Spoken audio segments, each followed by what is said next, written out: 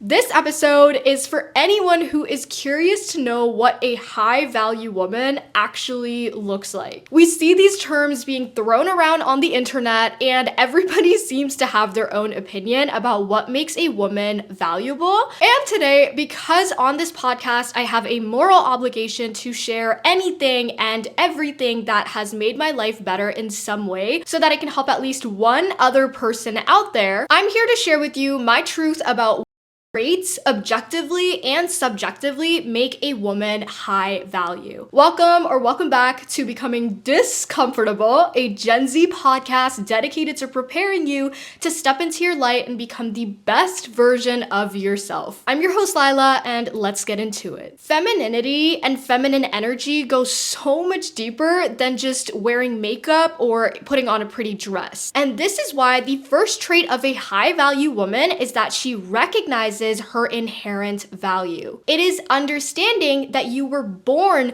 with your value. Just by existing, you are already valuable. And because she understands this, she doesn't feel the need to prove herself to anyone. She can walk into a room without having to put on a facade or a show for other people to try to get them to like her, see her beauty, etc. You see her acknowledge her own value through the way she walks, talks, how she speaks about herself and presents herself, which often exude confidence and show that she knows what she is worth. Femininity can be defined in so many different ways, but I'd say that it's about connecting with a deeper part of your inner self spiritually, bringing her out and letting her shine. By the way, these next traits can actually apply to men as well because it's about becoming a high value person in general. You'll find high quality people exhibiting these traits. Also, I am curious, so let me know which of these traits you agree with and which you do not. And if you don't agree, defend your opinion and tell us why. In simple terms, there is a difference between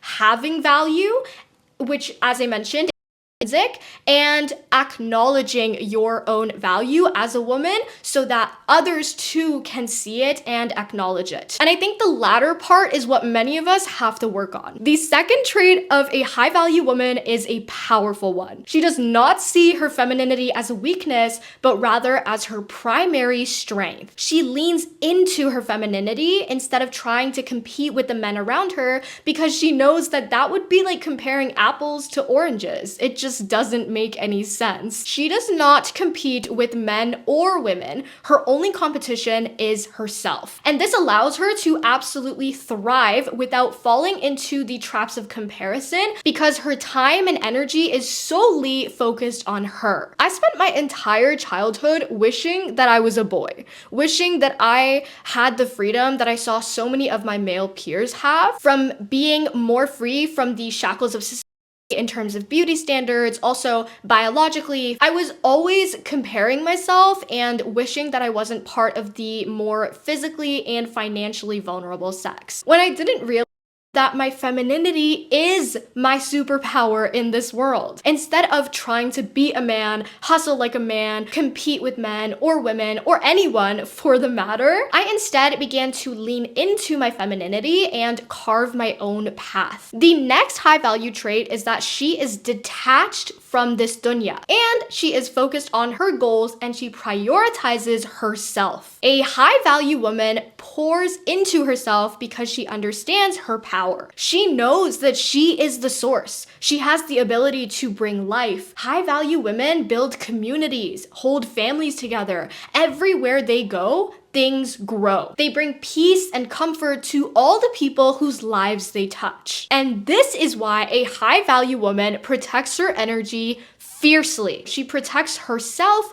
before anybody else can protect her. She is picky about who she lets into her inner circle, and she is very careful about who she lets access her so as to avoid being drained, depleted, and losing herself. She only allows people into her life who help her grow and become a better version of herself overall, who do not drag her down and influence her negatively. And speaking of finding the right people, if you want to surround yourself with girls who are into books, wellness, but most importantly, who can help you grow, then make sure to join our Discord community down below. The link is in the description. Back to the topic, a high value woman turns herself into a magnet for positivity. She aims to attract positivity and repel toxicity. And she does this by investing in herself, which can look different for everyone, but some examples you can use to help you attract positive and good people and opportunities into your life are practicing manifestation, keeping a positive mindset, affirmations, mirror work, shadow work, introspection, which is like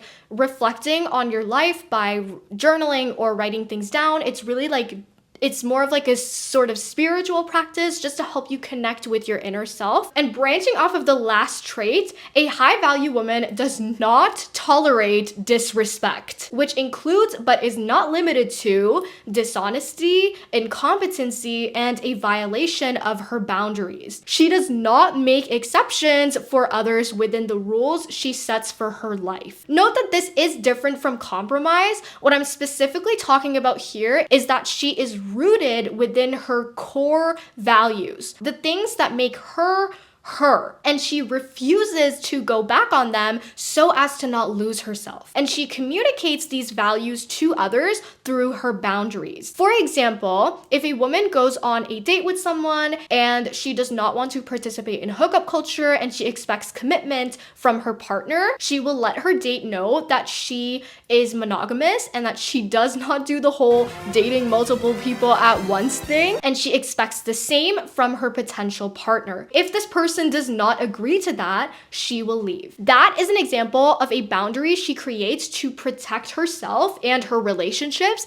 and to add more value into her life. Next up, a high value woman invests in character development because she understands that a good character is one of, if not the biggest flex in the world, because it is the one thing you can always control. Regardless of your circumstances, everything else in life is fickle. Money, fame, beauty, youth, these things erode with time, and they are often influenced by many factors that are simply beyond your control and therefore cannot be attributed to just you. Therefore, the way you treat other people says a lot about who you are as a person and what your values are. A high value woman develops her character by engaging in high vibrational behavior, such as practicing gratitude daily, practicing kindness and empathy towards others, positively affirming, practicing mindfulness, and stoicism, which is a method rewiring your brain so you can get better at controlling your emotions, especially the negative ones. It basically helps you gain peace and tranquility in your life. And she definitely avoids low energy behavior such as gossiping, backbiting, co-comparison, envy, greed, lust, and many more, because she understands that these behaviors influence her own behavior. And things like arguing, fighting, feeling anger deeply can severely affect her energy state and vibration, which would then impede her ability to manifest positive outcomes for herself. So she avoids people who practice these low energy behaviors like the plague that they are. A high value woman refuses to engage with these types of people and does not even give them a second of her day. And this applies to both in-person interactions as well as dealing with haters online in comment sections who have way too much time on their hands. As far as she's concerned, these people do not exist. Another high value trait is acceptance. She accepts herself for who she is while also continuing to work on the woman she can become. Because a high value woman recognizes that she has inherent value, her insecurities and flaws do not diminish this existing value, which allows her to accept herself, imperfect as she may be, because these faults do not define her. She She is the author of her own story. She crafts a tale to her liking and manufactures a life for herself where she learns how to deal with her insecurities, or she welcomes them graciously. For just like her strengths, her insecurities and weaknesses are also simply a part of her story. Think about it this way. If you read a book about a protagonist who has no issues, no problems in their life, and they remain the exact same from the start of the novel to the end, that wouldn't be a very exciting story, now would it? It probably wouldn't be something you'd rave to your friends about. And so through this, she embraces her insecurities and continues to better herself every day because she has potential and the ability to increase her already existing value. And the last trait of a high value woman is that she invests in self-development. A high value woman fills her own cup first so that she can help others fill theirs. If she has experienced trauma, pain, and hardships like every single one of us, she chooses to acknowledge her pain, let herself feel it in full, and then let go of it. And she takes the time to heal herself because, again, she sees her value and potential and she does not wish to see it go to waste. And as the saying goes, hurt people hurt people. She does not wish to project her insecurities, pain, and trauma onto other people. Now, of course, everybody needs help from time to time, and asking for help does not lower your inherent value. If anything, being willing to recognize a problem within yourself and seek help to solve it shows that you have and practice humility and you do not view yourself as better than other people, which is yet another high value trait. A high value woman is not afraid of being wrong or making mistakes or not having everything in her life figured out right now, because either way, she is committed to bettering herself in all areas of her life, be it mentally, physically, emotionally, financially, spiritually, in her friendships and her relationships and her work. Her goal is to just improve herself 1% better every day. The journey towards achieving these goals allows her to fill up her cup step by step. That is all I have for you today. If you enjoyed this episode, please make sure to hit the like and subscribe buttons so that the algorithm can push this out to other lovely ladies. And don't forget to check out my main channel if you like books or want to see the BTS footage of my life in Toronto. Becoming Discomfortable is also available on Apple or Spotify. You can find the links for those in the description. And I will see you in the next episode.